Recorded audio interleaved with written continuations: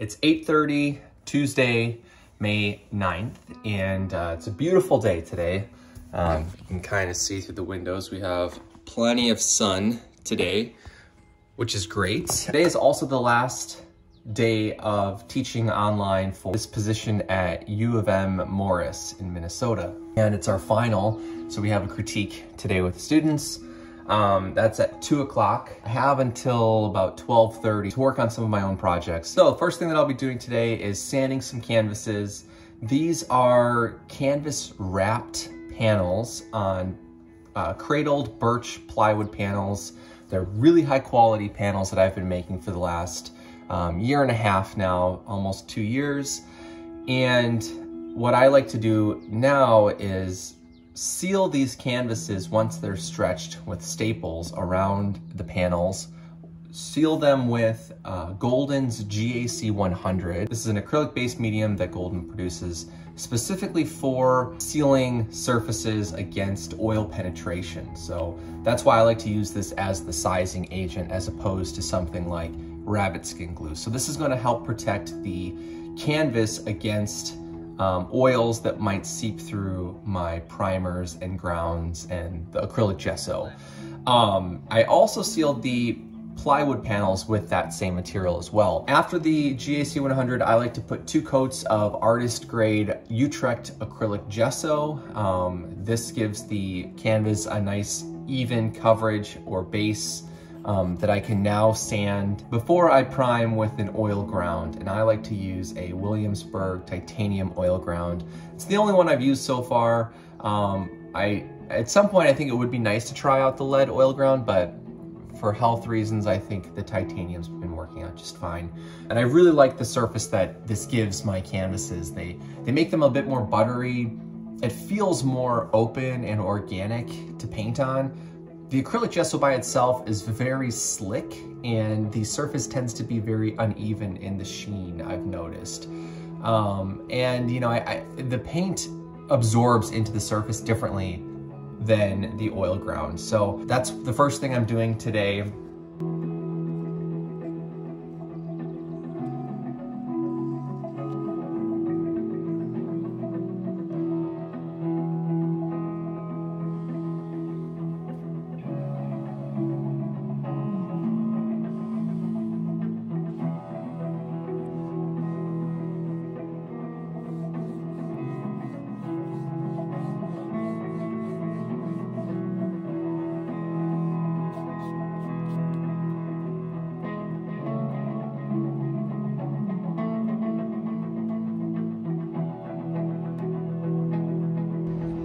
So because acrylic gesso is made with plastic, when you sand it, you don't want to release a lot of those fine plastic particles into the air.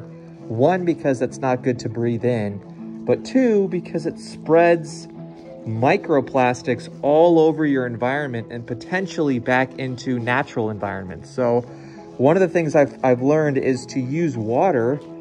Not a lot, you just need enough to be able to contain and hold the dust to the surface of the panel or the surface of your sandpaper. And then once your surface is sanded all the way through, you can go back with a paper towel and you can wipe off all of the water and that dust that is now created kind of like a paste on the surface of your panel. And then what I do is set them out to dry for at least 20 or 30 minutes. You know, you'll be able to tell by touching the surface if it's still cool, that there's still moisture on the surface of your canvas. So you want to make sure that it's all the way dry before you add in your layer of oil primer onto the surface. This is a big 28 by 28 inch canvas that I had built and then started a painting on in the studio based off of photographs that I took on a walk. So this is actually a view of a sidewalk and someone's driveway that's like really skewed and very magnified. Now, I'm not a big fan of the painting. I thought it was kind of a fun painting to try to make, but it's not really the direction that I want my work to go in. So I'm just gonna prime over this with my oil primer. But before I do that, I do want to try to get out some of the textures that are on the canvas. So I'll use one of my palette knives to initially scrape things off.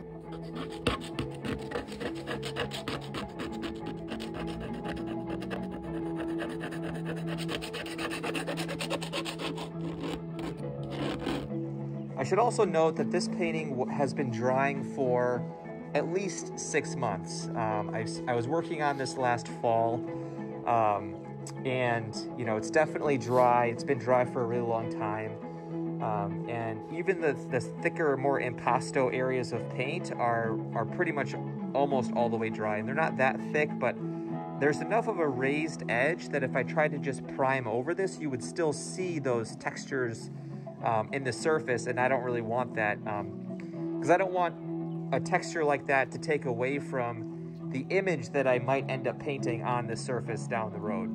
Here's all of the small particles of paint that I scraped off, and just kind of like lifted the painting up and hit it against the table, and all of this fell off the painting.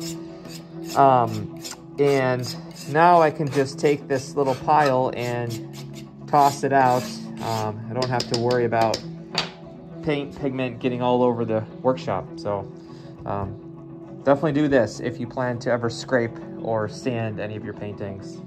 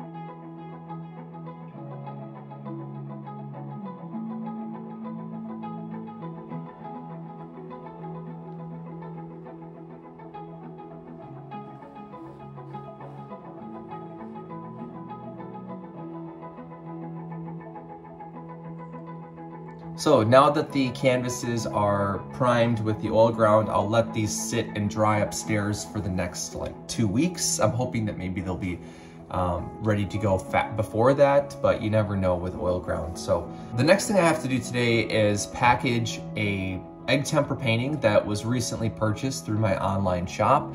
These are one of the 5 first egg temper paintings that I've made available for collectors. And this one is one of 4 that are 2 by 4 inches. So it's one of the really small mini experiments that I did.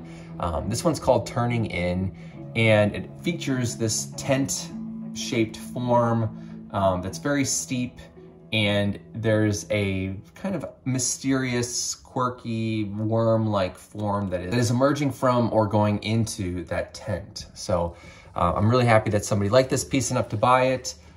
Again, these are paintings that are only $100 with free US shipping. So if you live in the US and you'd like to grow your art collection or start your art collection, I'm hoping that one of these paintings might be a good fit for you and your home. One of the 5 paintings is a little bit larger. It's 6 by 8 inches, and that one is priced at $300. So again, take a look at my online shop. I'm gonna be uploading some new paintings there later in the next week or so. I've been making some new frames for a couple other small work paintings, so definitely check that out. Once that painting is wrapped, I will bike it over to the post office before class and ship it out to the collector, who fortunately happens to live in state in Wisconsin.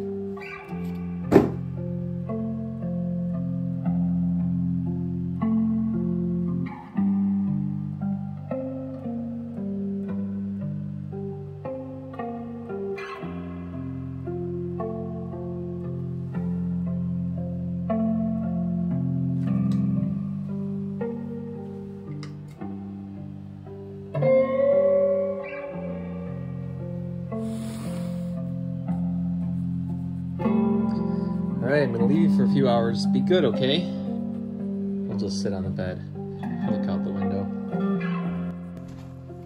All right, I'm about to head out to the post office to ship out that first egg tempera painting. But I also loaded up the bike cart last fall. It was in the fall. Megan and I picked up a used Burley, which is a really good brand, I guess, bike cart to pull behind our bikes to carry Lenny or just to carry more stuff when we're on trips together. And it looks like this. I'm gonna bike over to the post office and enjoy this beautiful, clear day that we have. So the plan is to try to be back by 1 o'clock at the latest. That way I have like an hour to prep for our final critique. It's currently about 11 o'clock. Hoping you can see that. And yeah, I'm gonna try to paint for at least an hour and a half, get a good session in on this painting. This will only be the second session, so I'm hoping I can develop some of the details a bit today. So let's see what happens.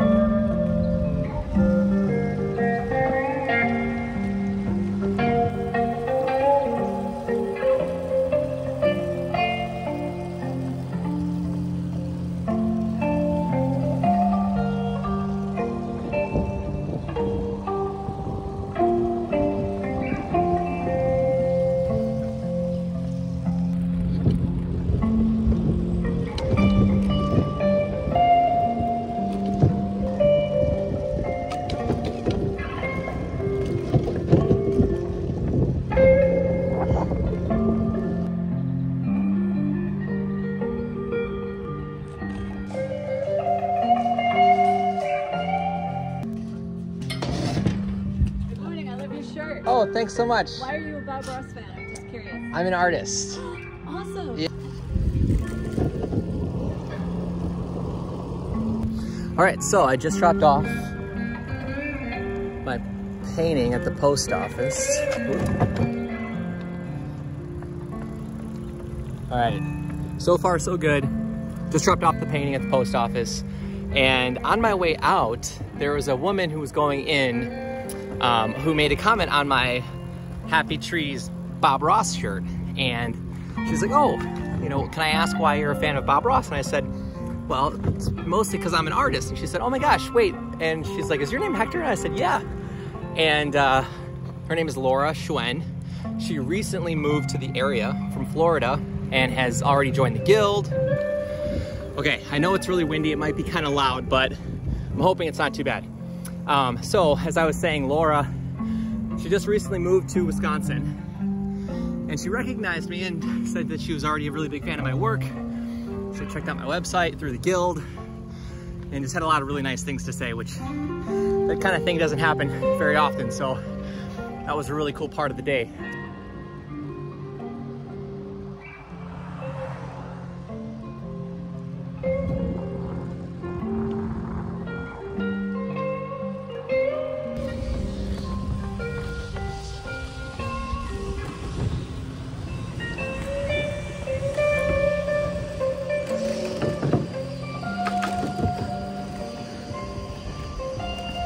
Trying a little bit of no hands.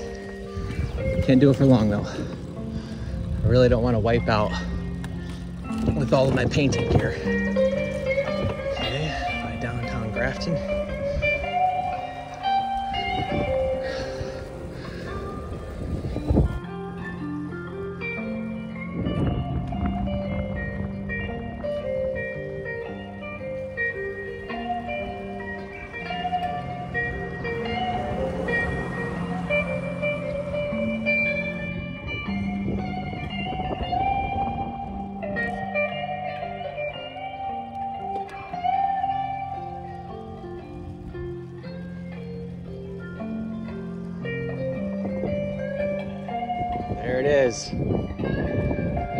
location. It's looking pretty good. It's looking a bit more green than I remember. Oh, bumpy tracks. So definitely looks different, which is kind of a bummer because I painted here like over a month ago. I was worried about this, like things leaking out more, the view changing quite a bit. Here's where we're at. So definitely some new information, but overall, I think it still looks okay.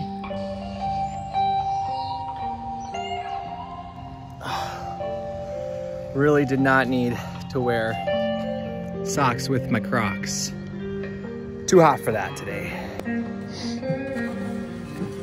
Okay, so I'm hoping that the stick I was using before is still around. I think it was this one right there. So I'm gonna try to see if I can get this box to hang again. That should hold okay. That looks all right. Might be a little bit crooked. Seems better there. Okay, almost got my easel and painting set up. Let's set the painting up just to double check our view. Make sure we're in the right spot here. So that goes there. This has to come down. Sorry for the crazy angles here. You know, I'm debating on getting one of those like chest camera mount things for your phone. We have a GoPro, but I don't think the chest mount thing works for phones. So I was looking at a couple different models on Amazon, and the reviews for all of them aren't very good. It's kind of hard to know which one to go with. So if anybody watching this has experience with those mounts, you know, and it's a day or two after the video came out, feel free to let me know. Otherwise, I'll probably just pick one and see what happens, because it'd be nice to get a better angle of what I'm doing without having to use one of my hands to film. So this just slides on here like so. Hopefully I can open the lid. Sometimes the easel's too low. Okay, this should work.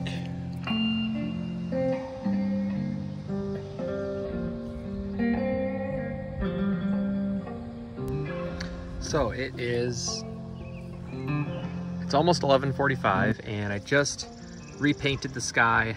I'm liking that a lot more. That also feels a lot more accurate to what's here today. Now I'm going to start working on some of this background information, like that distant tree line, really squaring away values and colors I see on that distant house, and kind of work my way from the farthest point towards me. So, you know, all of this needs to be updated kind of in this section. And then after I painted the sky, I kind of mixed up all of those colors that were still on my palette, and it was very cool, but it was pretty muted. So I took a little bit of red and mixed it in because it was kind of a greenish color, and made my own middle neutral to tone down any of the other colors that I'm mixing that I can see in areas of the painting.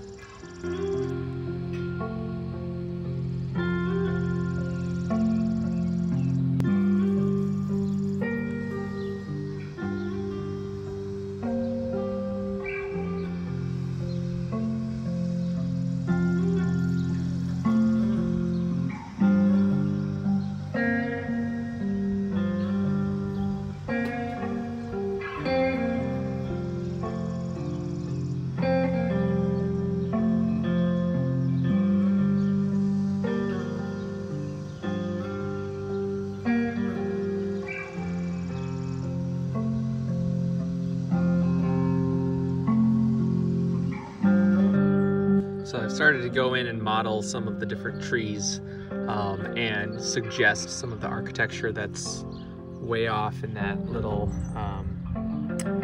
gap between the buildings. It's really hard to see on camera because all of the fence information is really, really clear. But you know, this little pocket of information here is what I was just working on in my painting. Some of the edges are still a little too sharp, I think, in some areas, but it's it's good enough, I think, for now to keep moving and to start blocking in things with that house. So I just mixed up a color that I'm going to use for the roof, and I'm hoping that that starts to help align some of the other values and color shifts that I'm noticing today.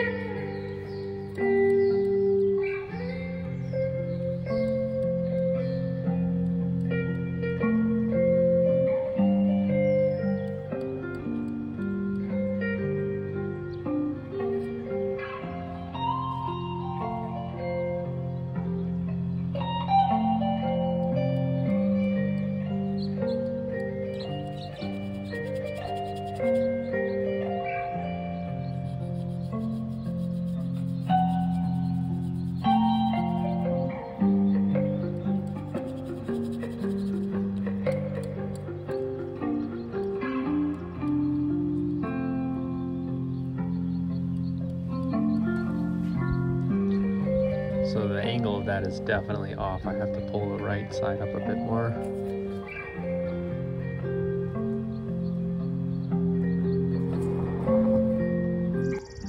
Okay, so you can see I've added in a lot more saturation in this area of the painting. I've started to paint in the grass that's here now. I've really tried to adjust a lot of the values in the house. The painting is in direct sunlight now, so, and because the painting is in direct sunlight, some of the contrast is going to be skewed, not only in the video but in person too. So always be careful if you're painting outdoors and you don't have any shade over your painting. A lot of the color and contrast can be off once you bring it indoors or try to photograph it on a cloudy day. But you know, I'm probably gonna have to start packing up here fairly soon. It is 12:18. I've started to go in and put in some of these different colors and highlights in this tree stump that's stuck in the fence. That was actually what brought me to this location in the first place. I really liked all of the mangled lines and kind of the organization between big shapes and small linear elements. So this is really going to hopefully be one of the highlights in the painting. Like once this is dry and I come back later on, I'll start adding in some of these fine lines over the background. And then I can really start to push and pull in space a little bit more and start to get into information in the fence. And then with my box, you can see we're starting to get into that midday towards afternoon light where the values are starting to shift on the box. This plane that is facing us is going to start to get darker and darker. When I started the painting, I was working more in the afternoon around 2 and 3 o'clock. And today I started at like 11:30. So the light is a bit different. I'm going to try to maintain this time of day, between 11 and 1 o'clock for working hours on the painting, at least for the majority of the information. Once I start to get into the details, I think I can probably work a little bit later in the day. But I made a bit more progress and just wanted to show you guys before the video ends today. I added in some of this green that's around the box, just with like a quick wash, just to kind of block that in and where that's going to go and how much information is then lost on the garage. And then I started adding in some really warm dark values along the bottom here, and then to separate some of these pipes that are in the view as well. But you can see sort of side by side how things are going. Like I said, with the direct sunlight, things really get washed out. So I might even come back tomorrow, and if it's not too windy, I think I might try to set up our gazebo tent that we have. That way I don't have to worry about the sun kind of you know, disrupting the way that I'm understanding the values in the painting. But and then the other thing I want to mention is that with the box, I'm still trying to decide if I want to physically put something in the box that's coming out, or if I want to just make something up from imagination with the paint. And if you have thoughts on that, let me know. I'd love to hear what people think on that idea, because it is a new idea for me. Bringing the box to locations is a new thing that I'm trying out with my plein air paintings. I'm excited to see what can happen in building a series with props like this. So let me know what you guys think.